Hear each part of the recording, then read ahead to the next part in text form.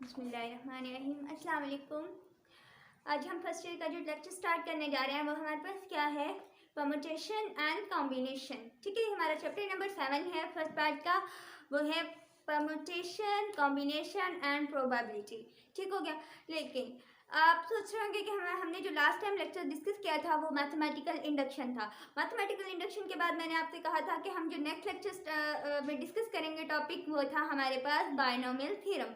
लेकिन binomial theorem जब मैंने उसको स्टडी किया तो मुझे फील हुआ कि उसमें हमारे पास कॉम्बिनेशन का कॉन्सेप्ट था। ठीक है, और जब तक आपको कॉम्बिनेशन का नहीं पता होगा तो आई थिंक आप नहीं समझ पाओगे कि हमारे पास जो है वो बायनोमियल थ्योरम को किस तरह एक्सपेंड करते हैं और इसको किस तरह से प्रूव किया जाता है। ठीक है, तो इस वजह से मैंने सोचा कि आपको पहले परम्यूटेशन एंड कॉम्बिनेशन का कॉन्सेप्ट दे दिया जाए। इस वजह से हमने चैप्टर नंबर 7 का स्टार्ट लिया आज। उसमें है बेसिक हमारे पास परम्यूटेशन, कॉम्बिनेशन एंड प्रोबेबिलिटी। लेकिन आज जो हम चीज़ डिस्कस करने जा रहे हैं वो जस्ट परम्यूटेशन की कुछ टाइप्स है। परम्यूटेशन मैंने पूरे चैप्टर का एक आप समरी ही कह लें वो निकाली है कि परम्यूटेशन जितनी भी टाइप्स की परम्यूटेशन यूज़ हो रही हैं, आई थिंक 4 या 5 टाइप्स की परम्यूटेशन यूज़ हुई हैं आपके पूरे चैप्टर में। तो आज हम उसको डिस्कस करेंगे। नेक्स्ट लेक्चर में इंशाल्लाह हम लोग कॉम्बिनेशन को एक्सप्लेन करके मैं डिटेल से बताऊंगी। ठीक है, तो अब चलते हैं हम अपने डेफिनेशन की तरफ। परम्यूटेशन क्या होता है? कि परम्यूटेशन हम अगर हमारे पास जो है वो एक्चुअली ये अरेंजमेंट को कहते हैं। ठीक है, परम्यूटेशन एक्चुअली हम किसको कहते हैं? हम अरेंजमेंट को कहते हैं। अगर हमारे पास कोई भी ऑब्जेक्ट का सेट गिवन हो, ठीक है, सेट ऑफ ऑब्जेक्ट्स अगर हमें गिवन हो और हमें कहा हो कि आप इसको अरेंज करें, अगर हम उसको अरेंज करें तो हम हमारे पास कितने नंबर ऑफ वेज में हम उस सेट को अरेंज कर सकते हैं। ठीक है, अगर फॉर एग्जांपल मैं कहूँ आपको कि मेरे पास जो है वो 1 2 3 ये 3 डिजिट्स हैं। ठीक है, 1 2 3 मेरे पास 3 डिजिट्स हैं। अगर मैं इसको अरेंज करना चाहूँ तो मैं कितने नंबर ऑफ वेज में इसको अरेंज कर सकती हूँ? मैं इसे 1 2 3 भी राइट कर सकती हूँ, 1 3 2 भी राइट कर सकती हूँ और 3 2 1 भी राइट कर सकती हूँ और उसके अलावा 2 3 1 भी राइट कर सकती हूँ। मतलब मेरे पास इस तरह के कितने वेज हैं कि मैं किसी भी गिवन सेट को के नंबर्स को अरेंज कर पाऊँ। ठीक है, यहाँ पे एक बात तो होगी हमारी अरेंजमेंट की। परम्यूटेशन में हम जो बात करते हैं वो किसकी करते हैं? अरेंजमेंट की। लेकिन दूसरे नंबर पे जो क्रिटिकल पॉइंट है वो है ऑर्डर। हमारे पास ऑर्डर भी बहुत मीनिंगफुल है। ठीक है, यहाँ पे ऑर्डर क्या है? क्रिटिकल है। इसको भी हमने इसका साथ नहीं छोड़ना। अगर ऑर्डर ना हो तो हमारी अरेंजमेंट भी बेमानी सी हो जाएगी। ठीक है, तो अब जो इसकी प्रॉपर डेफिनेशन की तरफ जाते हैं, क्या है? Arrangement of number of object in a definite order. हमारे पास जो नंबर ऑफ ऑब्जेक्ट गिवन है या सेट है किसी भी ऑब्जेक्ट का, उसकी हमने अरेंजमेंट देखनी है इन अ डेफिनाइट ऑर्डर, किसी भी एक डेफिनाइट ऑर्डर में। ठीक है, एक खास ऑर्डर हो उसका, उसमें हम लोगों ने इसकी अरेंजमेंट को जब हम स्टडी करते हैं उस या अरेंजमेंट करने के लिए हम जिस चीज़ का सहारा लेते हैं वो है हमारे पास परम्यूटेशन। ठीक है, परम्यूटेशन अब एक्चुअली क्या हुई? हमारे पास अरेंजमेंट हुई नंबर ऑफ ऑब्जेक्ट की किसी भी डेफिनाइट ऑर्डर में। ठीक हो गया। अब देखिए परम्यूटेशन के साथ ही आपके जहन में कॉम्बिनेशन का ख्याल आ जाता है, क्योंकि हमने हर जगह पे परम्यूटेशन एंड कॉम्बिनेशन तकरीबन इकट्ठा ही पढ़ा होता है। लेकिन मैं बताती चाहूँ कि आपको परम्यूटेशन और कॉम्बिनेशन ये दो डिफरेंट वर्ड्स हैं और इन दोनों के मीनिंग्स भी डिफरेंट है। अगर जाहिर सी बात है डिफरेंट वर्ड्स हैं तो मीनिंग भी डिफरेंट होंगे। इनके मीनिंग डिफरेंट होने के साथ इनका इस्तेमाल भी डिफरेंट है। ठीक है, तो अब कॉम्बिनेशन क्या है? एक्चुअली ये हमारे पास परम्यूटेशन जो थी वो अरेंजमेंट थी नंबर ऑफ थिंग्स की इन अ डेफिनाइट ऑर्डर। लेकिन कॉम्बिनेशन क्या है? कॉम्बिनेशन एक्चुअली हमारे पास सिलेक्शन है नंबर ऑफ ऑब्जेक्ट की, कि नंबर ऑफ ऑब्जेक्ट को हम सिलेक्ट किस तरह करते हैं। अब मैं कॉम्बिनेशन की अगर मैं आपको जिस तरह मैंने परम्यूटेशन की एग्जांपल दी, आपके पास 1 2 3 मैंने 3 डिजिट्स दे दिए थे, यानी नंबर ऑफ सेट्स एक गिवन था आपको 1 2 3 3 नंबर्स का सेट दिया था और मैंने कहा उसको आप अरेंज कर लें। तो आप अरेंज किस तरह कर रहे थे? 1 3 2 2 3 1 3 2 1, जो जिस तरह से भी आप जितनी भी इसके नंबर ऑफ वेज कितने तरीकों से आप इनको अरेंज कर सकते हैं। ठीक है, हमारे पास देखिए हम आगे डिटेल में पढ़ते हैं कि किस तरह हम अरेंज कर सकते हैं। लेकिन फिलहाल मैं सिर्फ ये बताना चाह रही हूँ कि हम इस तरह से अरेंज कर सकते हैं इनको। ऑर्डर जो है वो ऑर्डर भी है और इनकी अरेंजमेंट भी है। ठीक है, तो ये हमारे पास क्या हुई? परम्यूटेशन हुई। परम्यूटेशन अरेंजमेंट के लिए हम परम्यूटेशन इस्तेमाल करते हैं। लेकिन कॉम्बिनेशन क्या है? कॉम्बिनेशन हम सिलेक्शन के लिए यूज़ करते हैं। फॉर एग्जाम्पल अगर मैं कहूँ कि एक हमारे पास क्लासरूम है। ठीक है, क्लासरूम में आपके पास 40 स्टूडेंट्स हैं या 50 स्टूडेंट्स हैं, जितने भी आप क्लासरूम में मैक्सिमम कितने हो सकते हैं, 50 हो सकते हैं। 50 स्टूडेंट्स हैं, आप 50 स्टूडेंट्स में से मैंने कोई भी 2 स्टूडेंट्स को सिलेक्ट करना है। अब मेरी मर्जी है, मैं किसी भी रैंडम 2 स्टूडेंट्स को उठा के मैं एज अ मॉनिटर उनको सिलेक्ट कर देती हूँ, ठीक है। अब मैंने उनकी कोई क्वालिटीज़ नहीं देखी, मैंने ये नहीं देखा कि उनका कैरेक्टर कैसा है, मैंने नहीं देखा कि उनकी मतलब कि वो किस तरह से पढ़ते हैं, उनका क्या स्टेटस है क्लास में, ये मैंने कुछ नहीं देखा, ठीक है। बस मैंने ऐसे रैंडमली 2 स्टूडेंट्स उठाए और मैंने उनको कहा कि आप जो हैं वो एज अ मॉनिटर हैं इस क्लास के, ठीक है। अब यहाँ पे मैंने जो रैंडमली 2 स्टूडेंट्स उठाए थे वो मैंने क्या की है, नंबर ऑफ ऑब्जेक्ट पूरी क्लास में से सिलेक्ट किए ना 2 स्टूडेंट्स को, उस सिलेक्शन को मैं क्या कहूँगी, कॉम्बिनेशन कहूँगी, ठीक हो गया।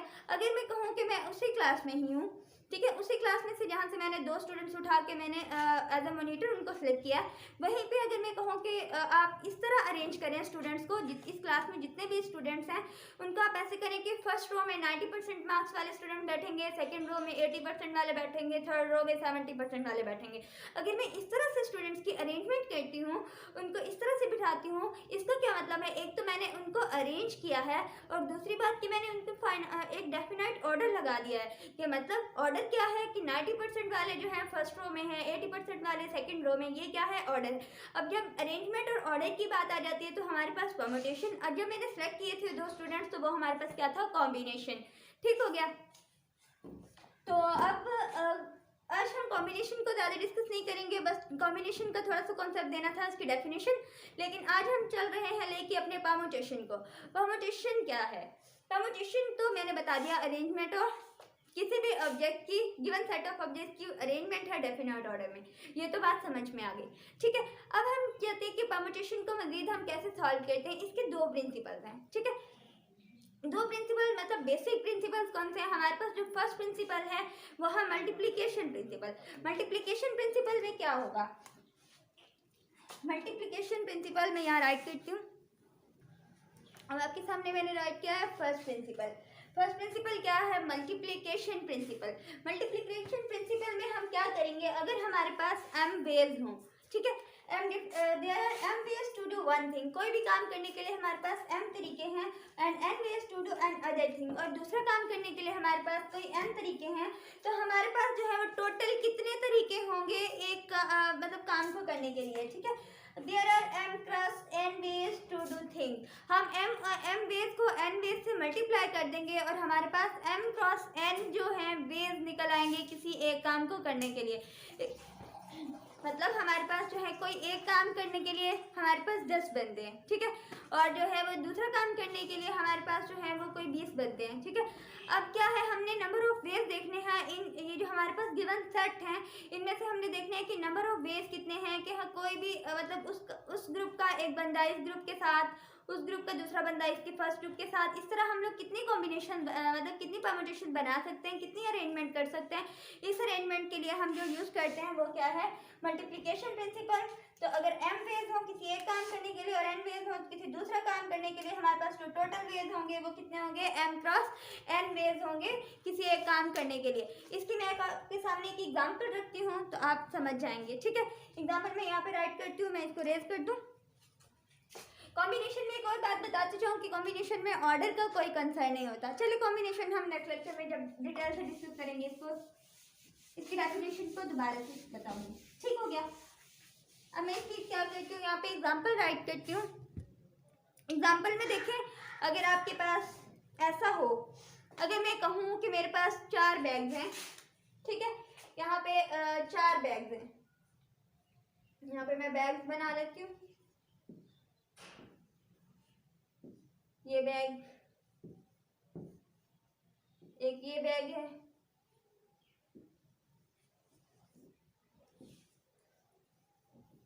एक यहाँ ये मेरे पास बैग है, और मेरे पास एक ये बैग है, ठीक है। मेरे पास यहाँ पे कितने बैग्स हैं, 4 बैग्स हैं, और मैं यहाँ पे नोटबुक्स बना लेती हूँ। यहाँ पे मेरे पास जो है वो कॉपीज हैं, नोटबुक है, यहाँ पे मेरे पास क्या है, नोटबुक है।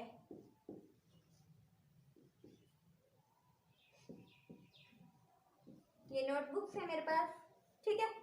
अब मैं इनको कोई कलर्स दे देती हूँ, कलर्स के नेम दे देती हूँ, ठीक है। अब मैं इनको कौन कौन से कलर्स का नेम दूंगी, इसको मैं कह देती हूँ कि ये मेरे पास क्या है, ये ब्लू है, ये मैं कह देती हूँ इसको क्या है, ये रेड है, और इसे क्या देती हूँ मैं, ये क्या है, ये ग्रीन नोटबुक है, ठीक है। और इन बैग्स को भी मैं कोई कलर दे देती हूँ, लेट्स सपोज मैंने इसे कह दिया ये ब्राउन है, ठीक है, इसको मैंने ब्राउन बैग कह दिया, इसको मैं कह देती हूँ ये ब्लू है, इसको मैं कह देती हूँ ये कौन सा है, ये रेड है, और मैं इसको कह देती हूँ ये कौन सा है, ये ग्रीन है, ठीक है। अब आपके सामने ये देखिए मेरे पास जो है वो 4 बैग्स हैं और 3 नोटबुक्स हैं, ठीक हो गया। कितने बैग्स हैं मेरे पास, टोटल 4 बैग्स हैं और इसकी 3 नोटबुक्स हैं। आज आपको घर में मामा ने ये ऑप्शन दे दिया है कि भाई वहाँ पे टेबल पे पड़े हुए 4 बैग्स और 3 बुक्स पड़ी हुई हैं, ठीक, नोटबुक्स पड़ी हुई हैं। आज आप अपनी मर्जी से कोई नोटबुक उठा लो, न्यू नोटबुक ले लो और न्यू बैग ले लो। तो आपके पास कितने नंबर ऑफ वेज होंगे, कितनी पॉसिबिलिटीज होंगी, कितनी अरेंजमेंट बनेगी कि आप इनमें से कौन सा चूज करोगे, ठीक है। मामा ने ये नहीं कहा कि ब्लू बैग लो या ग्रीन बैग लो, ऐसी कोई बात नहीं की, उन्होंने जस्ट ये ऑप्शन दिया आपको कि आप इनमें से 4 बैग्स में से कोई एक सेलेक्ट कर लो और नोटबुक्स में से भी कोई एक नोटबुक सेलेक्ट कर लो, ठीक है। मीन कि आज दोनों चीज़ें आप न्यू स्कूल में लेके जाओगे। तो आप क्या करते हो, आपके पास ऑप्शन है, आप ब्राउन बैग के साथ ब्लू ले सकते हो, ब्लू नोटबुक ले लोगे, ब्राउन बैग के साथ रेड नोटबुक ले लोगे, ब्लू बैग के साथ ब्राउन बैग के साथ आप ग्रीन नोटबुक ले सकते हो, ठीक है। अब एक के लिए एक बैग में आप कितनी नोटबुक्स ले सकते हो, 3 नोटबुक्स ले सकते हो, ठीक है। एक कॉम्बिनेशन मतलब एक बैग में आपने, एक बैग है आपके पास, एक बैग है उसमें आप कितनी नोटबुक्स ले सकते हो, आपके अपनी मर्जी, आप ब्लू ले लो, रेड ले लो या ग्रीन ले लो, ठीक है। आप एक बैग के लिए 3 नोटबुक्स को चूज कर सकते हो अपनी मर्जी से। अब दूसरी बात, अगर कहते हो मैंने ब्राउन बैग नहीं लेना, मैंने ब्लू बैग लेना है, दूसरे बैग के लिए भी आपके पास ऑप्शन है, आप ब्लू नोटबुक लो, रेड लो या ग्रीन लो, ठीक है। आप पे कोई रिस्ट्रिक्शन नहीं है। तो आप क्या करते हो, ब्लू में से ब्लू बैग के लिए आप तीनों ऑप्शन का, अब ये बैग 2 के लिए भी आपको क्या है, 3 नोटबुक्स आप ले सकते हो, ठीक है। अब टोटल जो है वो रेड बैग की बारी है। आप कहते हो नहीं यार मैं रेड बैग लूंगा, रेड बैग के लिए आप ब्लू, रेड और ग्रीन तीनों नोटबुक्स यूज कर सकते हो, ठीक है। अब तीसरे बैग के लिए भी आपके पास जो है वो कितनी आ गई, 3 बुक्स, 3 नोटबुक्स में से आप कोई भी चूज कर सकते हो, ठीक है। और सिमिलरली ग्रीन बैग के लिए भी आप क्या कर सकते हो, ये तीनों की तीनों नोटबुक्स यूज कर सकते हो। अब आपकी मर्जी है आप कौन सा बैग ले रहे हो, आपकी मर्जी है कि आप कौन सी नोटबुक सेलेक्ट कर रहे हो, ठीक है। आपके पास जो टोटल नंबर ऑफ डेज होंगी इस बैग के लिए, जो चौथे के लिए भी आप क्या कर सकते हो, 3 कर सकते हो, ठीक है। अब हर बैग के लिए आपके पास 3 पॉसिबिलिटीज हैं, 3 नोटबुक्स हैं, आप कौन सी नोटबुक सेलेक्ट करते हो। सिमिलरली हम क्या करेंगे, जितने नंबर ऑफ बैग्स होंगे और नंबर ऑफ नोटबुक्स होंगी उनको आपस में मल्टीप्लाई कर देंगे, जो टोटल आंसर आएगा वो हमारे पास क्या होगी, नंबर ऑफ वेज होंगे। हमारे पास जो टोटल बैग्स होंगे वो 4 थे और टोटल नोटबुक्स क्या थी, 3 थी। हमारे पास 12 ऐसे नंबर ऑफ वेज थे कि हम इनमें से कोई एक कॉम्बिनेशन मतलब एक सेट को सेलेक्ट कर सकते थे। मतलब कैसे, आप चाहो आपके पास ब्राउन बैग के लिए आप कोई भी एक नोटबुक सेलेक्ट कर लो, एक कॉम्बिनेशन, ठीक है। आपने फॉर एग्जांपल आपने ब्लू कर लिया, अब आपने ब्राउन के साथ रेड भी कर सकते थे, रेड कर लिया, 2 हो गए। इसके ब्राउन के साथ आपने ग्रीन कर लिया, 3। आपके पास यहाँ पे कितनी कॉम्बिनेशन होगी, 3 होगी। इसके लिए भी 3 हो गई, इसके लिए भी 3 होगी, इसके लिए भी 3 होगी, ठीक है। मतलब अब 4 के लिए आपके पास हर एक के आगे 3-3 ऑप्शंस पड़े हुए हैं, ठीक है। तो टोटल नंबर ऑफ वेज कितने होंगे, number of bags multiple number of notebooks. तो ये क्या हो गया, मतलब m number of ways to do one thing and n number of ways to do other thing. तो टोटल नंबर ऑफ वेज क्या होंगे, m क्रॉस n होंगे, 4 + 3 = 12, ठीक हो गया। ये था हमारे पास मल्टीप्लिकेशन प्रिंसिपल, ठीक है। अब मल्टीप्लिकेशन प्रिंसिपल हम दूसरे प्रिंसिपल पे जाते हैं, वो है एडिशन प्रिंसिपल। एडिटिव प्रिंसिपल क्या है वो देखते हैं। अच्छा, अब हमारे पास सेकंड प्रिंसिपल है प्रिंसिपल ऑफ एडिशन। एडिशन का प्रिंसिपल क्या कहता है कि अगर आपके पास there are m ways to do one thing, अगर एक काम करने के लिए आपके पास m ways हैं, ठीक है, और दूसरा काम करने के लिए आपके पास n ways हैं, लेकिन शर्त यहाँ पे ये है कि दोनों काम सेम टाइम में नहीं होंगे, ठीक है, दोनों काम सेम टाइम में नहीं होंगे। जबकि मल्टीप्लिकेशन का प्रिंसिपल क्या कह रहा था कि दोनों काम जो है आप एट अ टाइम कर सकते हो, ठीक है। जिस तरह मैंने कहा कि आप नोटबुक भी लेके जा सकते हो और बैग भी लेके जा सकते हो। तो बैग जो है उसको एम बेस क्या एम नंबर ऑफ थिंग क्या लेते हैं और एन जो है वो नोटबुक्स को क्या लेते हैं। तो आपके पास दो ऑप्शन थे, आप बैग भी ले सकते हो बुक भी ले सकते हो। तब आपने कॉम्बिनेशन देखा था तो एम क्रॉस एन किया था। लेकिन अब यहाँ पे एक रिस्ट्रिक्शन लगा दी गई है कि आपके पास अगर एम नंबर ऑफ वेज हैं to do one thing and n number of ways to do another thing, then आप जो है वो दोनों काम एट अ टाइम नहीं कर सकते। ठीक है, आप किसी एक टाइम में एक ही काम करोगे तो फिर क्या होगा, अगर both can not be done at the same time, अगर दोनों काम एक ही टाइम में नहीं हो सकते, then there are m plus n ways. आपके पास जो नंबर ऑफ वेज बनेंगे वो कितने बनेंगे, m प्लस n बनेंगे। To choose one of the thing, किसी एक चीज को चूज करने के आपके पास सिर्फ m प्लस n वेज होंगे। तो सिमिलरली जैसे हम लोगों ने एग्जाम्पल ली है बुक्स और बैग्स एंड नोटबुक्स की, वही हम रिपीट करते हैं। अगर मैं कहूँ कि मेरे पास 4 बैग्स एंड 3 नोटबुक्स हैं, ठीक है, 4 बैग्स एंड 3 नोटबुक्स हैं, कलर वही हैं, लेकिन अब क्या कहा है, अब मामा ने ये कहा है कि स्कूल तो जाना है, आपको या तो न्यू बैग मिलेगा या न्यू नोटबुक मिलेगी। पहले तो दोनों ही ऑप्शन मिले थे ना, आप एक न्यू बैग भी ले जा सकते हैं और न्यू नोटबुक भी ले जा सकते हैं। लेकिन अब जो है रिस्ट्रिक्शन लगा दी है, या तो न्यू बैग लेके जाओगे या न्यू नोटबुक लेके जाओगे। तो अब आप कितने तरीके हैं आपके पास चूज करने के, आप कौन सा बैग लेके जाओ, या बैग लेके जाओ या नोटबुक लेके जाओ। अब आपके पास नंबर ऑफ बैग्स कितने हैं, नंबर ऑफ बैग्स आपके पास यहाँ पे 4 हैं, ठीक है, 4 नंबर ऑफ बैग्स हैं। तो आप क्या कर सकते हो, उन बैग्स में से कोई एक ही या ब्राउन चूज कर सकते हो, या ब्लू चूज कर सकते हो, या रेड या ग्रीन, ठीक है, इन चारों में से आप कोई एक चूज कर सकते हो एट अ टाइम। अगर आप बैग ले रहे हो तो आपको बुक्स नहीं मिल सकती, अगर आप नोटबुक्स ले रहे हो तो आपको बैग नहीं मिल सकता।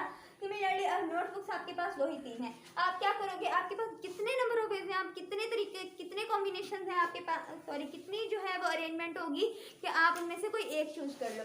आप कह रहे हो कि मेरे पास 4 बैग हैं, इन 4 बैगों में से मैं 4 को चूज, मतलब चारों में से कोई एक भी चूज कर सकता हूँ, आपकी मर्जी, आप इनमें से कौन सा कलर पसंद करते हो। ठीक हो गया, आपके पास ये जो है 4 वेज हैं बैग्स को चूज करने के। अब नोटबुक्स के कितने वेज हैं आपके पास नोटबुक्स 3 हैं, तो 3 वेज हैं नोटबुक्स को चूज करने के। आप जो सा मर्जी कलर सेलेक्ट कर लो, ठीक है। अब आपके पास बैग्स के लिए 4 वेज पड़े हैं और नोटबुक्स के लिए 3 वेज हैं, तो आपके पास टोटल वेज कितने हुए, आपने लेनी एक चीज़ है, या बैग ले सकते हो या भाई नोटबुक ले सकते हो। तो आपके पास टोटल जो है नंबर कितने होंगे, टोटल नंबर ऑफ वेज आपके पास 4 + 3 हो जाएंगे। कितने होंगे, 4 + 3 हो जाएंगे। आपके पास टोटल नंबर ऑफ वेज 7 है। आप इन सातों में से देखें 1 2 3 4, इन चारों में से कुछ भी उठा लो, इन तीनों में से भी कुछ उठा लो, तो 4 और 3 कितने 7 हो गए। तो आपके पास 7 नंबर ऑफ वेज हैं किसी भी काम करने के लिए। जब आप इस तरह की आपको कोई ये रिस्ट्रिक्शन लगा दी जाए कि दोनों काम जो है वो आप एक टाइम में नहीं कर सकते, तब आप कौन सा प्रिंसिपल यूज करेंगे, प्रिंसिपल ऑफ एडिशन। और जब आपके पास दोनों काम एट अ टाइम करने की आपको परमिशन मिल जाए, तब आप क्या करोगे, मल्टीप्लिकेशन प्रिंसिपल यूज करोगे, राइट। अब क्या करते हैं अब हम इस तरह का कोई एक क्वेश्चन कर लेते हैं ताकि आपको समझ आ जाए, ठीक है। लेट्स सी, अब हमारे पास एक क्वेश्चन है, ठीक है। अब क्वेश्चन में हम ये देखते हैं कि हम लोग किस तरह से अपना जो मल्टीप्लिकेशन प्रिंसिपल हमने अभी डिस्कस किया है उसको हम किस तरह से यूज कर सकते हैं, ठीक है। अब देखिए क्वेश्चन मैंने आपके सामने रखा, how many 3 digit numbers can be form from the digit 3 2 3 4 5 and 6। आपके पास 2 3 4 5 एंड 6 ये 5 डिजिट्स दे दिए गए हैं, 5 डिजिट्स आपके सामने है। और इन 5 डिजिट्स मतलब ये दे देने का मतलब है आपको नंबर ऑफ सेट्स गिवन है, ठीक है। मतलब किसी भी चीज़ों का या ऑब्जेक्ट का किसी भी चीज़ का तादाद दे दी गई है आपको यहाँ पे 5 नंबर दे दिए गए हैं, ये सेट दे दिया गया है। अब इन 5 नंबर का जो सेट है, 5 6 1 2 3 4 5 नंबर का जो सेट है, इनसे आपने 3 डिजिट्स के वर्ड बनाने, ठीक है, 3 डिजिट नंबर बनाने हैं। अब वो कितने बनेंगे, assuming the repetition of digit is allowed. यहाँ पे जो बात की गई है वो ये है कि हमें 5 डिजिट्स दे दिए गए हैं और इन 5 डिजिट से ये कहा गया है कि आप इन 5 से कितने 3 डिजिट्स बना सकते हैं, ठीक है। तो 3 डिजिट्स हम कितने बना सकेंगे, लेकिन हमें ये शर्त साथ दी गई है कि repetition of digit is allowed. आप जो नंबर एक बार यूज कर रहे हो आप उस नंबर को अगेन यूज कर सकते हो, रिपीट कर सकते हो।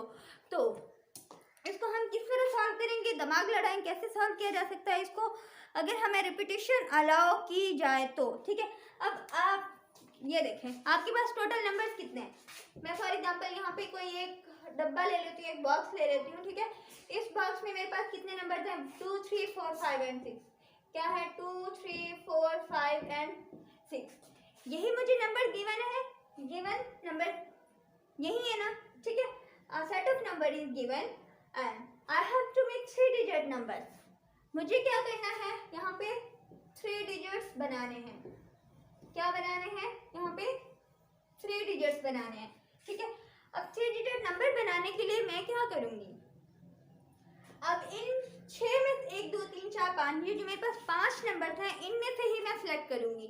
इनमें से ही मैं क्या करूंगी, इनमें से ही मैं नंबर्स को सिलेक्ट करूंगी। अब नंबर्स को सिलेक्ट करके मैं कितने 3 डिजिट्स नंबर्स बना सकती हूँ इन 5 डिजिट्स में से।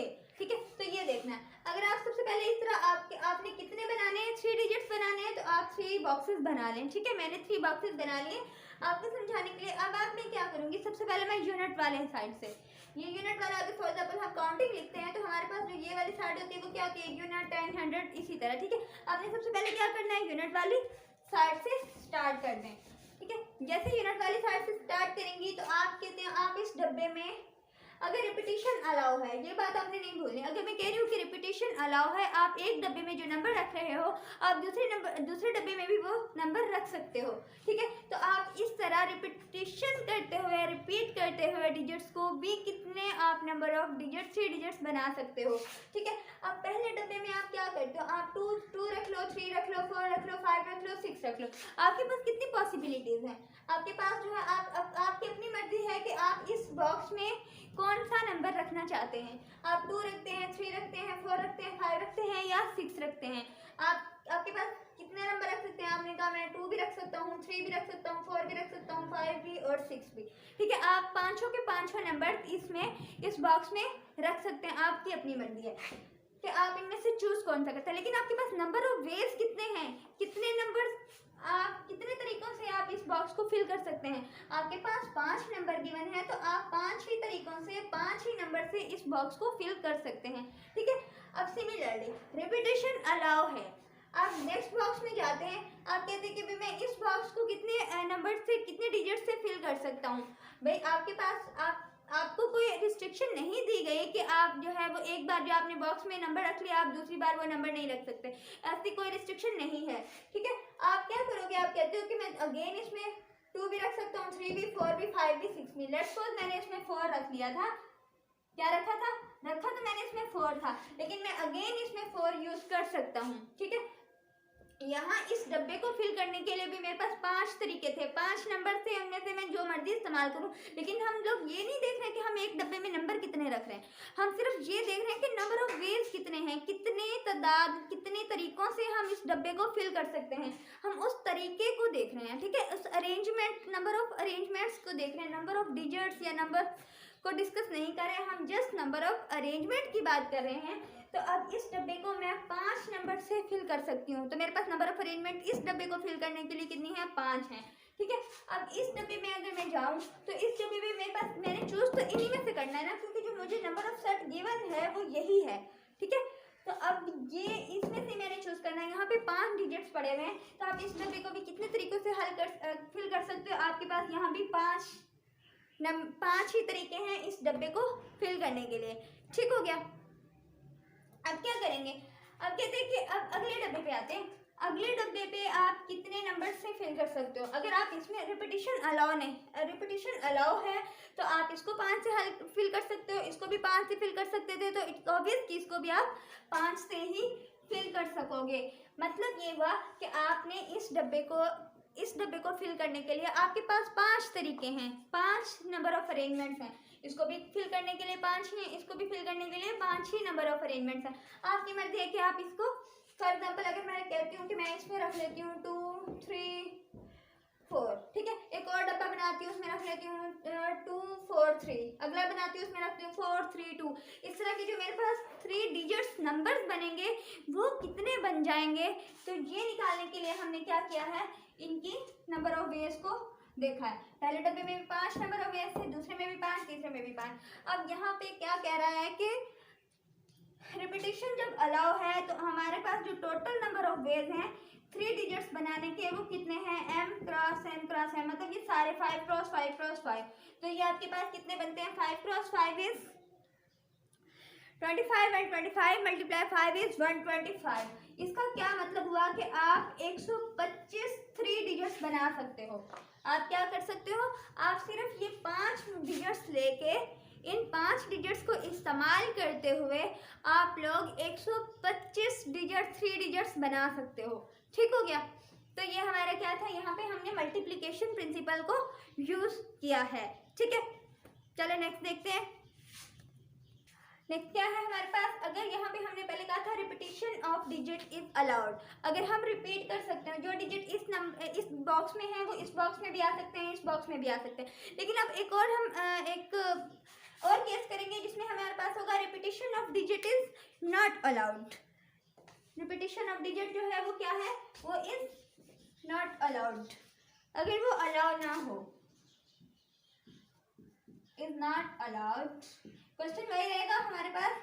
अगर कहता है कि repetition of digit is not allowed, हम जो एक बॉक्स में जो एक बार नंबर रख लिया हम दूसरे बॉक्स में वो नंबर यूज नहीं कर सकते। ठीक है, तो अब हम इसको किस तरह से सॉल्व करेंगे। सिमिलरली हमारे पास जो नंबर ऑफ डिजिट्स हैं जो इन्होंने गिवन सेट है नंबर्स का वो वही है 2 3 4 5 एंड 6, यानी टोटल नंबर जो है वो 5 हैं। 5 नंबर हमें गिवन है। अब कहा है कि डिजिट की रिपीटिशन जो है वो अलाउ नहीं है, तो इसका क्या मतलब है, हम इस फर्स्ट डब्बे को कितने नंबर से कितने वेज से फिल कर सकते हैं। हमारे पास जो है वो 5 नंबर हैं, 5 नंबर में से हमारी अपनी मर्जी है कि हम इस डब्बे में कौन सा नंबर रख लेते हैं। तो हमारे पास टोटल तरीके तो 5 है ना, 5 वेज से हम इस बॉक्स को फिल कर सकते हैं।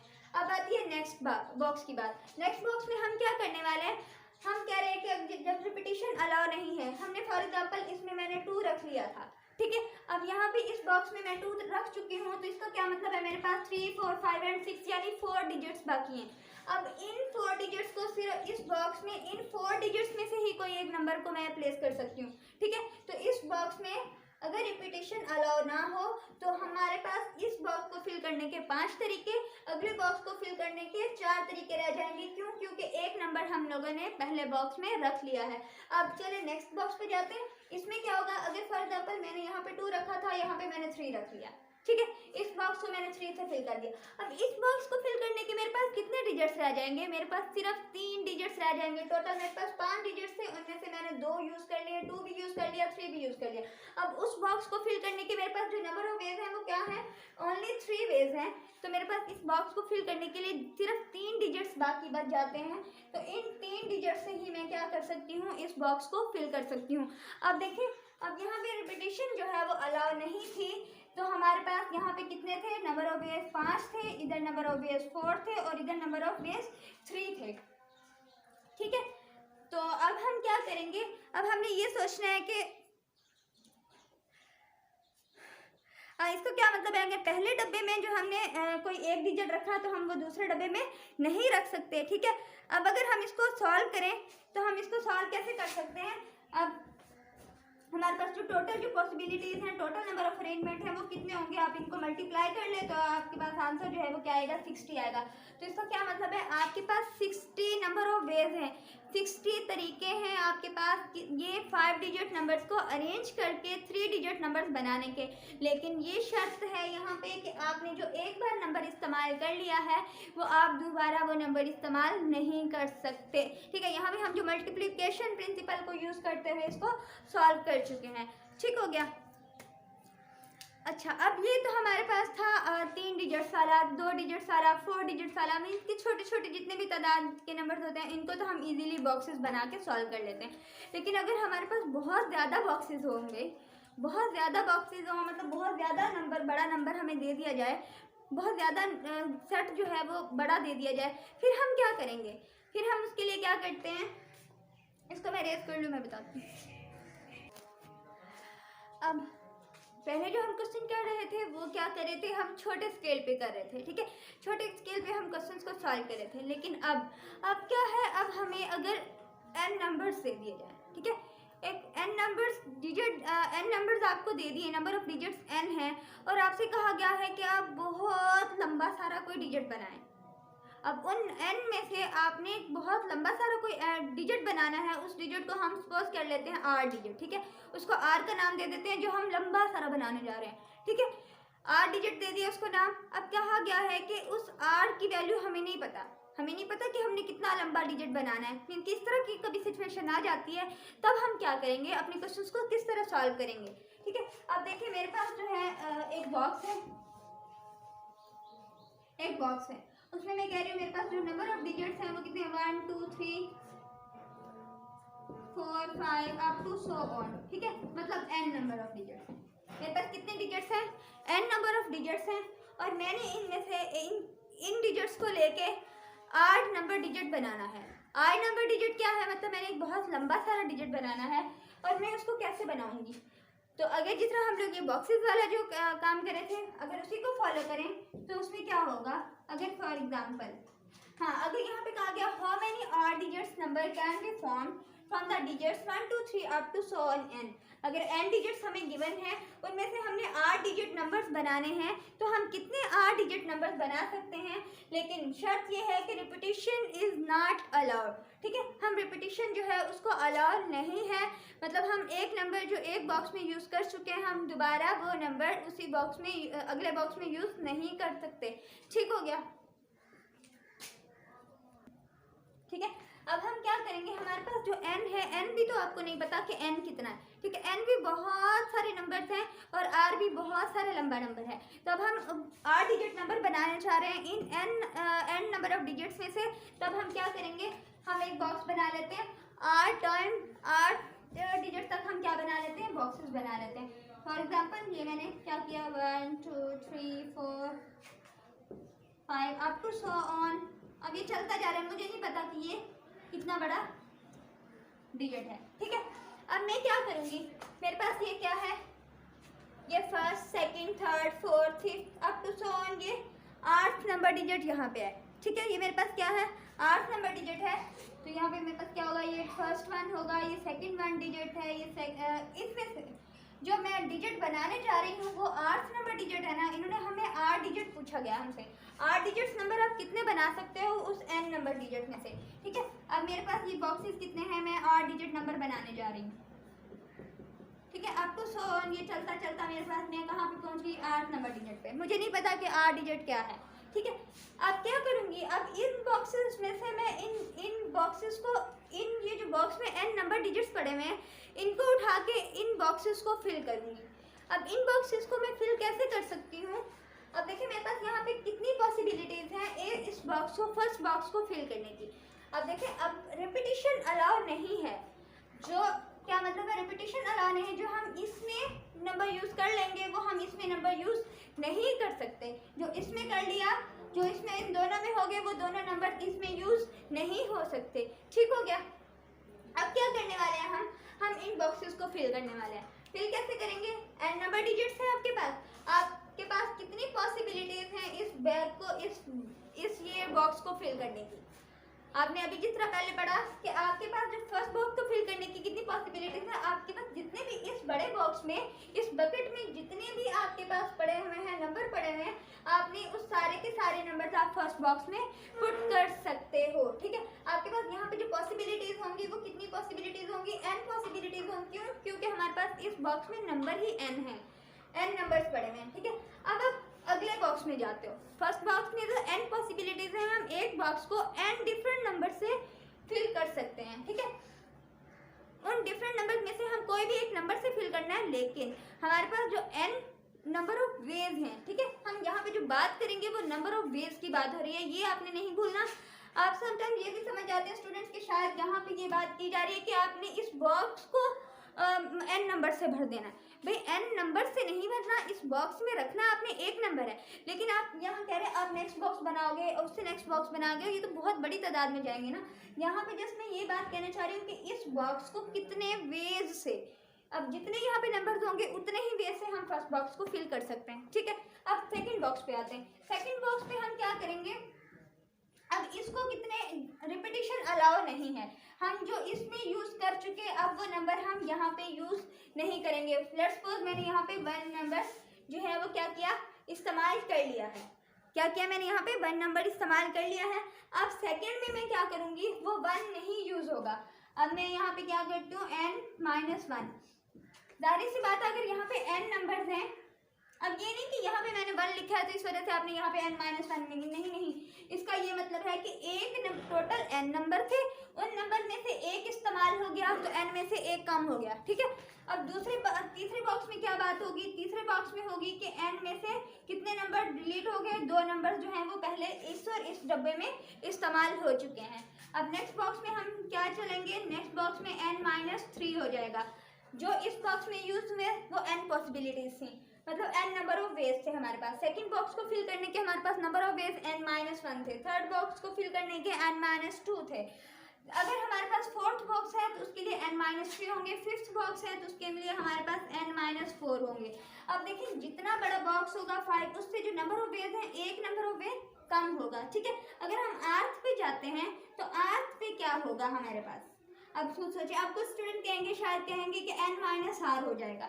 नहीं, बिल्कुल ऐसा नहीं होगा। क्यों? क्योंकि हमारे पास जो है n- हम फिफ्थ में से एक कम कर रहे थे ना, एक्चुअली हम यूँ कर रहे थे n-5-1, एक्चुअली हम यूँ कर रहे थे, ठीक है। मतलब n में से हमने एक ऊपर वाले में से हम मतलब जितने नंबर वाला बॉक्स था उसमें से एक नंबर कम किया तो n-4 हो गया, ठीक है। अब ये नंबर वाला बॉक्स कितना है, r नंबर। n में से मैं क्या करूँगी, r नंबर ऑफ बॉक्स है तो उससे एक कम क्या होगा, r-1 हो जाएगा। क्या होगा, r-1 हो जाएगा। अगर मैं इसको सिंप्लीफाई करूँ तो ये मेरे पास n-r+1 हो जाएगा। क्या हो जाएगा, n-r+1। मैं यूँ भी राइट कर सकती हूँ, यूँ भी राइट कर सकती हूँ। ये मेरे पास ये सारे क्या आ गए हैं, नंबर ऑफ वेज हैं। मतलब क्या हुआ, फर्स्ट बॉक्स को फिल करने के n वेज, सेकंड को n-1, थर्ड को n-2 up to so on. Rth box को फिल करने के जो मेरे पास नंबर ऑफ वेज हैं वो n-r+1 है, ठीक हो गया। तो अब यहाँ पे नंबर ऑफ 8 डिजिट्स नंबर, मतलब हमारे पास 8 डिजिट नंबर्स कितने बनेंगे, तो वो हम देखते हैं। Number of 8 digits number, number of 8 digit number, हमारे पास जो नंबर ऑफ 8 डिजिट्स नंबर की जो नंबर ऑफ वेज है ना, वो पता है कितने हैं, कितने हम 8 डिजिट्स नंबर्स बना सकते हैं, वो हम कितने बना सकते हैं। इन सबको हम क्या कर देंगे, मल्टीप्लाई कर देंगे। हम क्या कर देंगे, इनको मल्टीप्लाई करेंगे तो हमारे पास जो 8 डिजिट नंबर बनेंगे उसकी number of veg, number of arrangement कितनी हो जाएगी, तो वो हम इस तरह राइट कर सकते हैं, n into n-1, n-2, n-3 up to so on n-, यहाँ पे लास्ट टर्म क्या था, n-r+1, ठीक है। ये हमारे हो गए मल्टीप्लिकेशन प्रिंसिपल को यूज करते हुए हमने इसके एग्जांपल्स को सॉल्व किया, ठीक है। अब होप्स आपको ये समझ आ गई होगी। अब हम क्या करते हैं, अब ये देखें, ये बहुत बड़ा प्रोसेस है। अब इतनी लंबी जब हम लोग इसके सिंप्लीफाई करते हैं, क्वेश्चंस को सॉल्व करने जाते हैं, हम हर जगह इतना लंबा रिजल्ट लेके नहीं जाते। इसमें ना मिस्टेक्स हो सकती हैं, ठीक है। मिस्टेक्स के जो चांसेस हैं या पॉसिबिलिटीज हैं वो ज़्यादा हैं। अब हम क्या करते हैं, इसके लिए हम एक शॉर्ट मेथड लाते हैं। इसको क्लोज करके राइट करने का एक तरीका इंट्रोड्यूस करवाया गया, वो देखते हैं।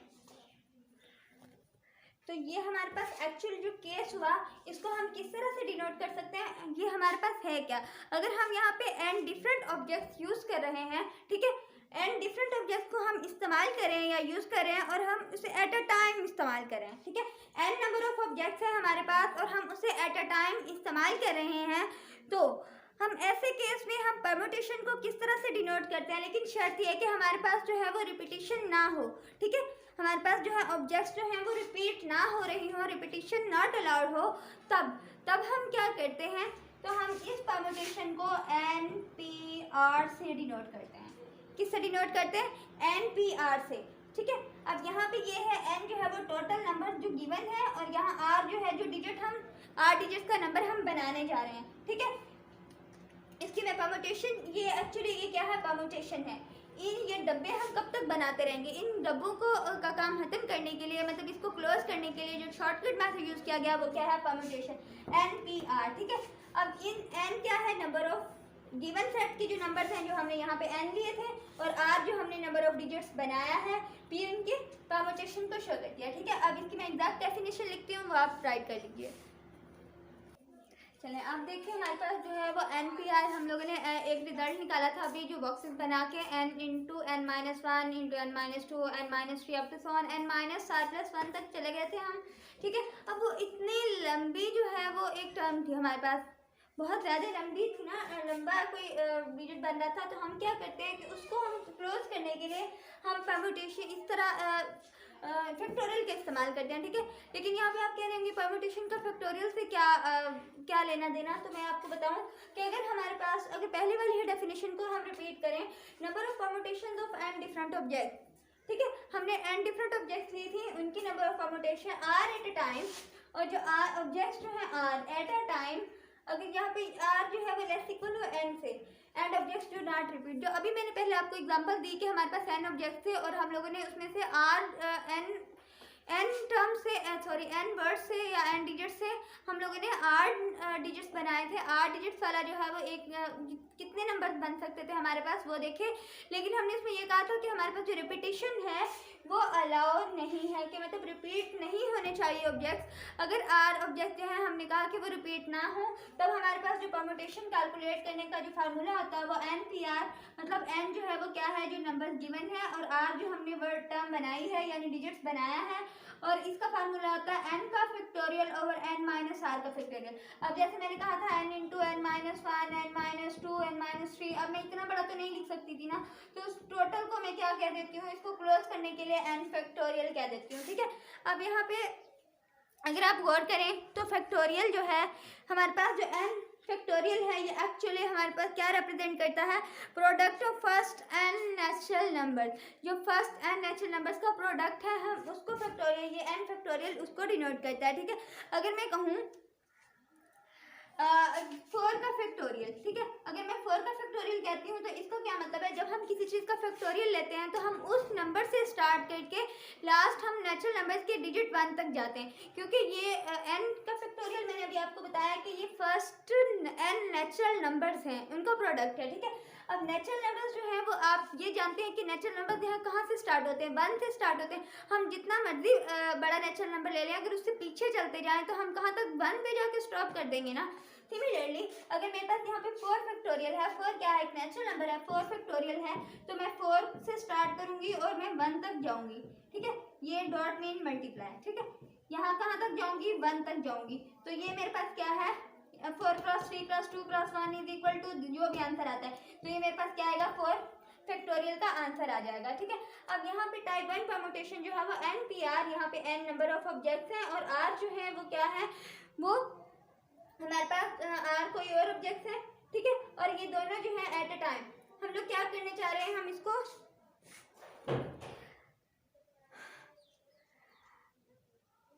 यहाँ पे n डिफरेंट ऑब्जेक्ट्स लिखे, टेकन एट अ टाइम। ठीक है, यहाँ पे क्या आएगा? Taken at a time and objects do not repeat. जब रिपीट ना हो तो हमारे पास ये वाला फार्मूला होता है, और जब रिपीट हो रही हो वो भी मैं अभी आपको बताऊंगी तब फार्मूला कैसे बनेगा। लेकिन अब जब ऑब्जेक्ट्स रिपीट ना हो और n डिफरेंट ऑब्जेक्ट्स हों और हमने 8 डिजिट नंबर निकालने हों, उनकी नंबर ऑफ अरेंजमेंट्स निकालनी हो, तब हम ये वाला फार्मूला इस्तेमाल करते हैं। अब यहाँ पे फैक्टोरियल यूज हो रहा था, मैंने आपको फैक्टोरियल भी बताया। फैक्टोरियल हम बहुत लंबी जो टर्म होती है उसको शॉर्ट करने के लिए हम क्या करते हैं? सिंप्लीफाई, अपने जो टर्म है उसको सिंप्लीफाई करने के लिए या अपनी कैलकुलेशन को आसान बनाने के लिए हम फैक्टोरियल का इस्तेमाल करते हैं। ठीक हो गया।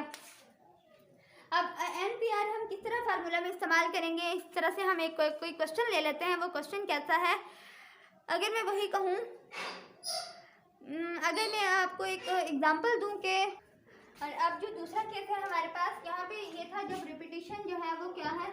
Repetition is not allowed, repetition not allowed. ठीक है, अब यहाँ पे अब हम करें कि रिपीटिशन अलाउ हो, तब हम क्या करेंगे? आपको पता है, अब सिमिलरली हम वैसा ही एक बास्केट लेंगे।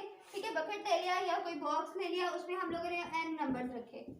कितने नंबर्स रखे हमने? हमारे पास वही n नंबर्स हैं, अब तो ये n नंबर्स हैं हमारे पास, और हम इन n नंबर्स को क्या कह रहे हैं, इन n नंबर से हमने 8 डिजिट नंबर बनाना है, ठीक है। अब 8 डिजिट नंबर बनाने के लिए जिस तरह अभी हम लोगों ने पहले ऊपर एक एग्जांपल की थी, सिमिलरली वैसे ही हम क्या कहेंगे, हमने एक 8 डिजिट नंबर बनाया से सो यहाँ तक हमारे पास ये है, समझेंगे ये 8 है। अब हम नहीं जानते कि टोटल कितने हैं, ठीक है। अब हम क्या करेंगे, इसको फर्स्ट मान लेते हैं, इसको फर्स्ट मान, ये सेकंड है, and this is third one, and now fourth one, and this आर्थ वन, ठीक है। अब क्या करेंगे, अब यहाँ पे जो शर्त है, यहाँ पे रिपीटिशन अलाउ नहीं थी। अब जो केस है इसमें हमें वो कह रहा है कि रिपीट कर सकते हैं आप नंबर, आप क्या कर सकते हैं, नंबर्स को रिपीट कर सकते हैं, ठीक है। जब नंबर रिपीट हो जाएंगे, ये पता है जो मैंने पहले आपको बताया था वो क्या था, वो हमें छोटे स्केल पे हम 3 डिजिट 4 डिजिट हम उतने तो डब्बे बना लिए, ठीक है, डब्बे बना सकते हैं। लेकिन अब हम हर क्वेश्चन सॉल्व करने के लिए इतना बड़ा डिजिट जो है उसको फाइंड आउट करना है, तो हम उसके लिए कितने ज़्यादा डब्बे बनाए। हम ये डब्बे बनाना ज़्यादा अच्छा काम नहीं है, ठीक है। इसको ज़्यादा प्रॉपर बनाने के लिए या अच्छा बनाने के लिए जो इन्होंने काम किया है वो फार्मूला डिराइव किया, ठीक है। परम्यूटेशन अगर n नंबर्स हो और 8 डिजिट फाइंड करने हो, ठीक है, तो तब नंबर ऑफ परम्यूटेशन हम इस फार्मूले से निकाल सकते हैं जब रिपीटिशन अलाउ ना हो। लेकिन अगर सेम वही बात कि नंबर ऑफ n नंबर्स हमें गिवन हो और 8 डिजिट फाइंड करने हो और रिपीटिशन अलाउ हो, तब हम क्या फार्मूला यूज़ करते हैं, मैं फार्मूला बना के दिखा रही हूँ डब्बू से ही, तो उसका फार्मूला आपको याद रहेगा। अच्छा, फर्स्ट जो है इसमें कितनी नंबर ऑफ वेज हो सकते हैं इस डब्बे को फिल करने के लिए। इट्स ऑब्वियस कि अगर टोटल तादाद n है तो यहाँ पे फर्स्ट डब्बे को हम n तरीकों से फिल कर सकते हैं। और सेकंड में क्या, अभी उन्होंने कहा है कि रिपीटिशन अलाउ है। पहले हम क्या कर रहे थे, n into n minus 1 n minus 2 n minus 3 यूँ कर रहे थे ना डब्बू में, जिस तरह प्रीवियस एग्जांपल की थी हमने। अब वहाँ पे रिपीटिशन अलाउ नहीं थी, लेकिन अब यहाँ पे रिपीटिशन अलाउ है। जो एक डब्बे में हम डिजिट इस्तेमाल कर चुके हैं, हम दूसरे डब्बे में भी वही इस्तेमाल कर सकते हैं। तो यहाँ पे फर्स्ट में हमने n नंबर डिजिट जो है वो यूज़ कर लिए। अब अगर रिपीटिशन अलाउ है तो दूसरे में भी n आ सकते हैं, तीसरी की पॉसिबिलिटी है उसमें भी सारे n आ सकते हैं, ठीक है। अप टू सो ऑन ये n आर्थ डब्बे में भी n सारे के सारे n डिजिट्स जो है वो रखे जा सकते हैं, ठीक है। तो अब जो इसका बनेगा, इसको अगर हम मल्टीप्लाई करें n cross n cross n cross up to so on n, ये n जो है वो कहाँ टाइम कितने टाइम्स है, 8 टाइम्स आ रहा है, ठीक है। जब हमारे पास 8 नंबर चाहिए था ना, हमें n को 8 टाइम जो है मल्टीप्लाई किया, अगर n को 8 टाइम मल्टीप्लाई करेंगे तो इसका क्या मतलब होगा, n को जब हम 8 टाइम मल्टीप्लाई करते हैं तो n जो है इसकी पावर क्या हो जाएगी, r हो जाएगी। इतने बड़े टर्म को हम क्या है, सिंपल एक टर्म में u n की पावर r में डिनोट कर देंगे। तो ये हमारे पास जो है वो परम्यूटेशन हो जाएगी n p ऑफ r। ये परम्यूटेशन जो है वो किसके बराबर है, n ऑफ r के। अब ये दो फार्मूले हैं आपके सामने, जब रिपीटिशन अलाउ हो और जब रिपीटिशन अलाउ ना हो। लेकिन याद रहे जब आपको n नंबर्स दिए हुए हों और आपने 8 डिजिट्स नंबर बनाने हों, ठीक हो गया। अब ये दो फार्मूले हैं, ये आपने याद रखने हैं और ये सात कंडीशन भी याद रखनी है। Repetition not allowed and this formula is for the when repetition is allowed, ठीक हो गया। अब ये दो फार्मूले आपने याद रखने, इसको भूलना नहीं है, ठीक है। अब हम क्या करने जा रहे हैं आगे, अब हम कहते हैं कि यहाँ पे फैक्टोरियल की बात है। फैक्टोरियल अभी मैंने आपको बता दिया, लेकिन फैक्टोरियल का मैं एक दो सम और करवा देती हूँ, फिर हम इसके बाद हम जाएंगे परम्यूटेशन टाइप 2 पे, ठीक है। दोबारा से फैक्टोरियल को एक्सपेंड करके बताती जो हूँ आपको कि फैक्टोरियल को हम कैसे कैलकुलेट करते हैं, how to calculate factorial. Factorial को कैलकुलेट करने का वही तरीका, हम जिस नंबर से स्टार्ट करते हैं और नेचुरल नंबर के 1 तक हम जाके उसको स्टॉप कर देते हैं, ठीक है। उसके जितने भी पिछले टर्म्स होते हैं सबसे हम क्या करते जाते हैं, मल्टीप्लाई करते जाते हैं। अब यहाँ देखिए 5 फैक्टोरियल माइनस 3 फैक्टोरियल, इसको हम कैसे कैलकुलेट करेंगे। अगर मैं कहूँ कि 5 फैक्टोरियल, नहीं सॉरी, पहले मैं अगर n का फैक्टोरियल कहूँ, n का फैक्टोरियल क्या है, ये n जो जितने भी नेचुरल नंबर के फर्स्ट नेचुरल नंबर थे उनका प्रोडक्ट है, क्या है, n फैक्टोरियल, ठीक है। अब 5 जो है वो क्या है, एक नेचुरल नंबर है। 5 फैक्टोरियल करना चाह रही हूँ तो मैं क्या करूँगी, 5 से स्टार्ट करके 1 पे स्टॉप कर दूंगी। तो 5 क्रॉस 4 क्रॉस 3 क्रॉस 2 क्रॉस 1 पे जाके मैंने क्या कर दिया, स्टॉप कर दिया। अब 5 का फैक्टोरियल निकालूं, 5 क्रॉस 4 करूँ, क्रॉस 3 क्रॉस 2 क्रॉस 1 करूँ, तो मेरे पास जो है वो क्या आंसर आएगा, जो भी आंसर आएगा यहाँ पे, ठीक है। अब यहाँ पे है -3 फैक्टोरियल, तो 3 फैक्टोरियल को मुझे क्या करना होगा, 3 क्रॉस 2 क्रॉस 1, 3 क्रॉस 2 क्रॉस 1 का जो आंसर आएगा जो, ठीक है, उस 5 फैक्टोरियल के आंसर में से 3 फैक्टोरियल को माइनस करके जो भी हमारे पास आंसर आएगा वो हम यहाँ पे राइट कर देंगे, ठीक है। ये हो गया एक पे। दूसरा वे है कि 8 factorial over 9 factorial cross 3 factorial. तो 8 फैक्टोरियल हमारे पास, इसको 8 फैक्टोरियल यूँ राइट करेंगे। अब 9 फैक्टोरियल को आप फैक्टोरियल ओपन करो तो आपके पास क्या आएगा, 9 क्रॉस 8 फैक्टोरियल। आगे मजीद नहीं जाना चाहते क्योंकि हमें ऊपर भी 8 फैक्टोरियल मिल रहा है, हम 8 फैक्टोरियल से 8 फैक्टोरियल काट सकते हैं, मल्टीप्लाई 3 फैक्टोरियल। ठीक है, अब देखें इसको डायरेक्ट हमने सिंप्लीफाई कर दिया ना। अगर हम 8 फैक्टोरियल करते, 8 फैक्टोरियल को खोल के लिखें, 8 क्रॉस 7 क्रॉस 6 क्रॉस 5 क्रॉस 3 5 4 3 2 1 तक जाते हैं। ठीक है, अब सिमिलरली 9 से स्टार्ट करते और 1 तक जाते, 3 से स्टार्ट करते 1 तक जाते। कितनी बड़ी कैलकुलेशन हो जाती है और हमारे पास स्पेस भी कम होती है, अब उसके टाइम भी शॉर्ट होता है पेपर में क्वेश्चन सॉल्व करने के लिए। तो बस इस कैलकुलेशन को ईजी बनाने के लिए फैक्टोरियल आया। ठीक है, फैक्टोरियल शॉर्टकट है एक्चुअली। तो अच्छा, अब यहाँ पे हमने 8 फैक्टोरियल से 8 फैक्टोरियल निकाले, 9 को 3 फैक्टोरियल से मल्टीप्लाई करें, 3 फैक्टोरियल निकाले तो हमारे पास 6 आएगा, 6 को 9 से मल्टीप्लाई करें, जो आंसर आता है वो आपके पास इवेल्युएट हो गया। ठीक है, फैक्टोरियल।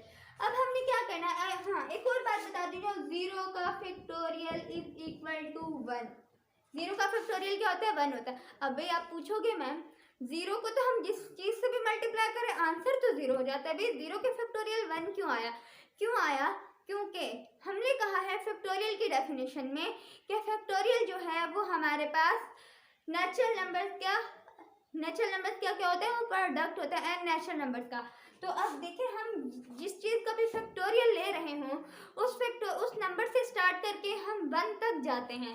तो अब बस 0 जो है, 0 के बाद तो 1 नहीं आता, लेकिन इसका आंसर जो है वो 1 इस वजह से रहेगा क्योंकि जो नेचुरल नंबर का सबसे स्मॉलेस्ट नेचुरल नंबर हमारे पास क्या है, वो 1 है। ठीक है, हमने जिस चीज़ का भी फैक्टोरियल फाइंड करना है हम लोगों ने उस डिजिट से स्टार्ट करके 1 तक जाना है। अगर 0 का अब उससे कम तो है नहीं, 0 से पीछे तो हम जा नहीं सकते, तो इस वजह से नेचुरल नंबर का जो सबसे स्मॉलेस्ट नेचुरल नंबर है वो हमारे पास 1 है, इस वजह से 0 का फैक्टोरियल क्या हुआ, 1 हो गया। ठीक हो गया, ये हुआ हमारे फैक्टोरियल का कॉन्सेप्ट। अब हम जाते हैं अपनी परम्यूटेशन टाइप 2 पे। अब हमारे पास क्या है, टाइप 2 में हम क्या करेंगे, हमारे पास एक केस हो गया when objects are not distinct. ऐसी सिचुएशन आ जाए जब हमारे पास जो है ऑब्जेक्ट्स डिस्टिंक्ट ना हो। पहले हम लोग पढ़ रहे थे 1 2 3 4 5 अप टू n तक। ठीक है, इसमें हर जो ऑब्जेक्ट थी, ऑब्जेक्ट का जो सेट था उनमें जो चीज़ें थी वो एक दूसरे से डिफरेंट थी। ठीक है, मतलब 1 डिफरेंट था 2 से, 2 डिफरेंट है 3 से, 3 डिफरेंट है 4 से, अप टू n तक जितनी भी हमारे पास चीज़ें पड़ी हुई थी वो सारी की सारी डिस्टिंक्ट थी, मतलब डिफरेंट थी एक दूसरे से। लेकिन अब जो केस है, कुछ ऐसे क्वेश्चन भी आ जाते हैं, ऐसे ऑब्जेक्ट्स भी आ जाते हैं या ऐसे नंबर्स आ जाते हैं हमारे पास जिसमें जो चीज़ें होती हैं, ऑब्जेक्ट्स होते हैं, नंबर्स होते हैं, वो डिस्टिंक्ट नहीं होते। अगर हमारे पास ऐसा केस आ जाए तो हम क्या करेंगे। ठीक है, अब इसके लिए हम परम्यूटेशन टाइप 2 है, इसके लिए हम क्या करेंगे आपको बताती हूँ। फॉर एग्जाम्पल मैं कहूँ, आपको एक मिसाल देती हूँ। फॉर एग्जाम्पल अगर मैं कहूँ कि मेरे पास जो है CAT, ठीक है, ये मेरे पास क्या है, कैट, CAT, मतलब ये 3 वर्ड्स हैं। ठीक है, इन 3 वर्ड्स को, इसमें जो मेरे पास मैंने ये तीन ही वर्ड्स गिवन है, तो मेरे पास यहाँ n है, वो क्या है, वो N3 है। और ये बता दिया गया है कि मैंने 3 डिजिट वर्ड ही बनाना है, मीन्स कि 3 डिजिट नंबर बनाना है। तो मतलब जो मैंने ऐसा नया वर्ड बनाना है या डिजिट नंबर बनाने जा रही हूँ, बल्कि यहाँ तो वर्ड है ना, तो 3 नंबर वर्ड बनाने जा रही हूँ, तो वो मतलब R भी मैंने बता दिया कि मेरे पास क्या है, 3 है। और मैंने ये कह दिया है कि रिपीटिशन इज नॉट अलाउ, और मैंने ये रिस्ट्रिक्शन लगा दी कि रिपीटिशन जो है वो रिपीटिशन अलाउ नहीं है, रिपीटिशन नॉट अलाउड। ठीक है, मैंने क्या कहा कि ये मेरे पास 3 वर्ड्स थे CAT। ठीक है, इनको मैंने इनकी नंबर ऑफ परम्यूटेशन फाइंड करनी है, नंबर ऑफ वेज फाइंड करनी है कि मैं किस तरह कितने वे से इसको अरेंज कर सकती हूँ। ठीक है, अब मैंने कहा कि मैंने बनाने भी 3 वर्ड, मतलब मैंने 2 वर्ड वाला नंबर नहीं बन 2 डिजिट्स वाला या 2 नंबर वाला जो है 2 स्पेलिंग वाला मैंने वर्ड नहीं बनाना, मुझे 3 स्पेलिंग वाला ही एक वर्ड चाहिए, और मुझे इसकी N भी 3 और R भी 3, और ये साथ बता दिया रिपीटिशन अलाउ नहीं है। तो मैं क्या करूँगी, वही बात, अगर रिपीटिशन अलाउ नहीं है 3 के लिए मैं ये 90 बना लूँ। ठीक है, यहाँ फर्स्ट में मैं कितने वर्ड्स राइट कर सकती हूँ, मैं 3 वर्ड राइट कर सकती हूँ। सेकंड में मैं कितने वर्ड, रिपीटिशन अलाउ नहीं है, मतलब जो इसमें वर्ड यूज हो गया वो इसमें नहीं होगा, तो फिर इसमें 2 वर्ड यूज कर सकती हूँ। इसमें मैं कितने यूज कर सकती हूँ, 1 यूज कर सकती हूँ। अगर मैं 1 क्रॉस 2 क्रॉस 3 करूँ तो मेरे पास आंसर क्या आ जाता है, 6 आंसर आ जाता है। ठीक है, इस तरह से भी हमें मिल गया आंसर। और अगर हम लोग जो अभी फार्मूला पढ़ते आ रहे हैं, when repetition is not allowed, तो NPR, उसका फार्मूला हमने क्या पढ़ा है, n का फैक्टोरियल ओवर, क्या फार्मूला हमने पढ़ा है अभी, n का फैक्टोरियल,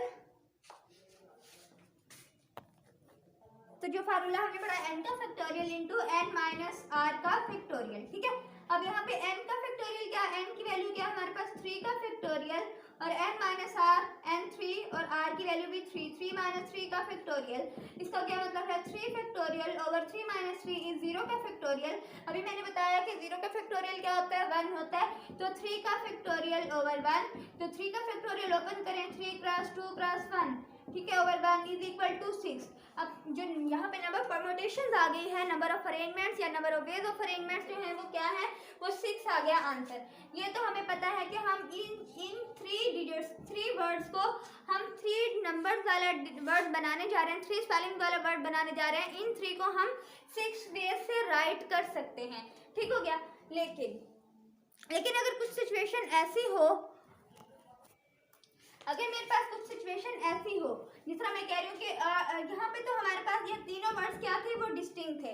यहाँ पे क्या थे, तीनों वर्ड्स डिस्टिंक्ट थे। अगर मैं कहूँ कि मेरे पास वर्ड्स डिस्टिंक्ट ना हो, यानी कुछ सिमिलरिटीज आ जाएं, सेम नंबर्स आ जाएं, तो मैं क्या करूँगी, अगर मैं फॉर एग्जाम्पल मैं ले लेती हूँ CAA, क्या ले लेती हूँ, CAA। ठीक है, इस तरह का मेरे पास कोई एक वर्ड है, ये 3 वर्ड्स मैंने ले लिए, C, A और A। ठीक है, अब मैं कहती हूँ कि मेरे पास कितने वेज हैं इनको रिप्रेजेंट करने के, इनकी परम्यूटेशन क्या होगी, नंबर ऑफ अरेंजमेंट्स इनकी क्या होंगी। तो इसके लिए मैं क्या करूँगी, ठीक है, इसके लिए मुझे क्या करना होगा। अब यहाँ पे मेरे पास 6 वेज थे ना, यहाँ पे कितने वेज थे, 6 वेज थे। तो इसको मैं किस तरह से 6 वेज मतलब किस तरह बना सकती थी, मैं CAT कर लूँ, यहाँ पे मैं CAT कर सकती थी, CTA कर सकती थी, और उसके अलावा मैं क्या कर सकती हूँ, ACT कर सकती हूँ, ATC कर सकती हूँ, ACT आ गया, यहाँ पे ATC आ जाएगा। ठीक है, उसके अलावा और देखें आपके पास कौन सी पॉसिबिलिटीज़ हैं, TCA आ जाता है, TCA, और क्या आ सकता है आपके पास, TAC आ जाता है। ठीक है, कितने वर्ड बन सकते हैं आपके पास, TAC, ये देखिए CAT, CTA, ACT, ATC, TCA, TAC। अब आपके पास कितने बन गए हैं, टोटल 6 बन गए। तो मैंने क्या, अभी हमने जो परम्यूटेशन निकाली थी जब डिस्टिंक्ट वर्ड्स थे तो हमारे पास 6 बने थे।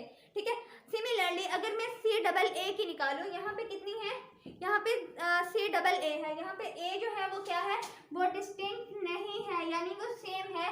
तो उस सेम के लिए मैं क्या करूँगी, अब हमारे पास क्या है, अब यहाँ पे CAA है, आपने देखो कि यहाँ पे हमारे पास क्या था, T था, यहाँ पे क्या था हमारे पास, T था, उस T की जगह हम लोगों ने क्या, A को A लगा दिया, T की जगह A रिप्लेस किया। तो अब यहाँ पे आपके पास जो है वो जहाँ जहाँ भी T है, अब हम वहाँ पे A पुट कर दें। अब पहले हमारे पास क्या था, CAA बनता है, दूसरा हमारे पास क्या बनता है, अब देखिए CTT की जगह हम दोबारा से क्या लगा देंगे, A लगा देंगे। तो यहाँ पे हमारे पास क्या बनेगा, CAA, यहाँ पे CAA। अगर मैं इसको इस पे T की जगह मैं क्या कर दूं, A रिप्लेस कर दूं, तो ACA, और इसकी क्या करूं, अब T की जगह मैं क्या कर दूं, A रिप्लेस कर दूं, AAC, क्या बनेगा, AAC। उसके अलावा इसमें अगर मैं T की जगह A रिप्लेस कर दूं तो क्या बनेगा, ACA, और इसकी जगह कर दूं तो क्या बनेगा, AAC बनेगा, AAC बनेगा। ठीक है, अब इनकी अगर परम्यूटेशंस को मैं देखूं, अगर इसको आप बॉक्स में बनाना चाहो तो वही तरीका है इसका भी, ठीक है, बॉक्स वाला भी, लेकिन मैंने सिंपली जल्दी कर दिया ये। अब देखिए आपके पास कितने डिजिट्स रिपीट, ये भी सेम है, और ये वाले भी सेम है, और ये वाले भी सेम है। ठीक है, आपके पास कुछ डिजिट्स हैं जो क्या आ रहे हैं, बिल्कुल सेम आ रहे हैं। कैसे, कौन कौन से आ रहे हैं आपके पास, this one, this and ACA वाला और CAA वाला। ठीक है, ये ऐसे पेज हैं जो क्या आ रहे हैं, बिल्कुल आपके पास सेम आ रहे हैं, ठीक है। अब मतलब हमारे पास जो टोटल वेज बने वो कितने बने, इसमें से 3 वेज बने, कितने बने, यहाँ पे हमारे पास 3 वेज बन रहे हैं ना, ठीक है। परमुटेशन अब हम लोगों ने नहीं, बल्कि पहले हम देखते हैं कि टोटल परमुटेशन हमारे पास जो है वो टोटल परमुटेशन क्या थी, 6 थी, और 6 में से हमने देखा कि रिपीट कितने हो रहे हैं, ठीक है। और रिपीट होने से हम क्या कर देंगे, हमारे पास जो है 2 डिजिट्स जो है सेम थे, तो 2 पे 2 फैक्टोरियल से हमने डिवाइड कर दिया। अब 3 का फैक्टोरियल क्या होता है, हमारे पास 6 होता है, या इसको हम दूसरी राइट करें 3.2 का फैक्टोरियल, 3.2 का फैक्टोरियल ओवर 2 का फैक्टोरियल, 2 के फैक्टोरियल से 2 का फैक्टोरियल कैंसिल, और आंसर हमारे पास क्या आ जाता है, 3 आ जाता है, ठीक हो गया। लेकिन अब शायद इस एग्जांपल से आपको इतना समझ ना आया, मैं एक और एग्जांपल लेती हूँ। अगर फॉर एग्जांपल मैं एक वर्ड ले लूँ मैथमेटिक्स, ठीक है, उस मैथमेटिक्स को लेके अगर मैं आपको ये एग्जांपल समझाऊँ तो आई होप कि आपको समझ आ जाएगी। लेट्स सी, इसमें सिंपल सी बात ये है कि जब आपके पास डिस्टिंक्ट नंबर्स डिस्टिंक्ट ना हो, अब देखें जब ऑब्जेक्ट्स या नंबर्स डिस्टिंक्ट ना हो, इसमें m जो है वो कितनी बार रिपीट हो रहा है, 2 टाइम रिपीट हो रहा है, a कितनी बार रिपीट हो रहा है, a 2 टाइम्स रिपीट हो रहा है, t कितनी टाइम रिपीट हो रहा है, t जो है वो 2 टाइम्स रिपीट हो रहा है, ठीक है। उसके अलावा कोई और चीज रिपीट हो रही है, नहीं हो रही, ठीक है। अब देखें, अब हमने सबसे पहले क्या करना होगा, इस तरह का अगर क्वेश्चन आ जाए, जब हमारे पास ऐसे चीजें आ जाएं जो डिस्टिंक्ट ना हो और उनकी परमुटेशन नंबर ऑफ अरेंजमेंट्स हमने फाइंड करनी हो, तो हम क्या करेंगे, तो इस पे फोकस कीजिएगा। हमने देखना है कि हमें जो टोटल जो नंबर गिवन है उसकी तादाद कितनी है, ठीक है, उसके टोटल नंबर्स ऑफ लेटर्स कितने हैं। यहाँ पे हम इसके टोटल नंबर ऑफ लेटर्स गिनेंगे, total number of letters, total number of letters हमारे पास कितने हैं, आप देखें m से लेकर s तक स्टार्ट करें, 1 2 3 4 5 6 7 8 9 10 11। अब जो मैथमेटिक्स वर्ड है इसमें हमारे पास जो नंबर ऑफ लेटर्स हैं वो कितने हैं, वो 11 लेटर्स हैं। अब टोटल नंबर कितने हैं हमारे पास, 11 हो गए। अब हमने दूसरी बात क्या देखनी है, दूसरी बात हमने देखनी है कि रिपीटेड कौन कौन से हैं। अब यहाँ पे m रिपीटेड है, ठीक है, m हमारे पास क्या है, m रिपीटेड है, तो हम कहेंगे m of same kind, m of same kind मतलब सेम m जो है वो कितना है, m ऑफ सेम काइंड, तो m कितने हैं यहाँ पे, m 2 है, ठीक हो गया। अब a of same kind, a कितने हैं, a भी सेम है, सॉरी 2 ही है, a ऑफ सेम काइंड वो क्या होगा, वो भी 2 होंगे, ठीक है। अब यहाँ पे t जो है रिपीटेड है, t भी कितने टाइम्स है, 2 टाइम्स है, t of same kind, t जो है वो कितनी किस्म का है, यहाँ पे वो भी t जो है वो सेम है, वो भी कितनी बार है, वो 2 बार है, ठीक हो गया। अब हमने क्या करना है, नंबर ऑफ परमुटेशंस फाइंड करनी है। क्या करने जा रहे हैं हम, नंबर ऑफ परमुटेशंस यानी नंबर ऑफ रीअरेंजमेंट फाइंड करने जा रहे हैं। तब हम क्या करेंगे, एक वर्ड था मैथमेटिक्स जो कि जिसमें डिस्टिंक्ट ऑब्जेक्ट्स नहीं थे, when objects are not distinct, तो हमने क्या करना होता है, सबसे पहले टोटल नंबर ऑफ ऑब्जेक्ट्स देखनी होती हैं, टोटल नंबर ऑफ ऑब्जेक्ट्स। अब ये ऑब्जेक्ट्स नहीं यानी ये कि लेटर्स हैं, तो टोटल नंबर ऑफ लेटर्स देखिए वो 11 थे। अब हमने देखे इनमें से रिपीटेड कौन कौन से हैं, सेम कौन कौन से, m सेम था, a सेम था, t सेम था, तो m कितनी बार था, 2 बार था, a कितनी बार था, 2 बार था, t कितनी बार था, 2 बार था, ठीक है। हमने ये राइट कर दिया, हमें पता चल गया a t और m 2 टाइम्स रिपीट हो रहे हैं। अब हम परमुटेशन का फार्मूला क्या लगाएंगे, हम कैसे परमुटेशन फाइंड करेंगे, हम इसका आंसर यूं निकालते हैं, number of permutation, number of permutation, permutation की जो नंबर होगी वो तादाद होगी, अरेंजमेंट्स की वो कितनी तादाद बन सकती है हमारे पास। टोटल नंबर कितना है हमारे पास भाई, 11 है, टोटल नंबर कितना है हमारे पास, 11 है, तो 11 का फैक्टोरियल क्या आएगा, 11 का फैक्टोरियल डिवाइडेड बाय, अब जितने भी सेम काइंड्स के हैं वो क्या होंगे, 2 फैक्टोरियल, दूसरा भी 2 फैक्टोरियल एंड तीसरा भी 2 फैक्टोरियल, जितने भी सेम काइंड के होंगे उनको टोटल से डिवाइड कर देंगे उनका फैक्टोरियल लेके, ठीक है।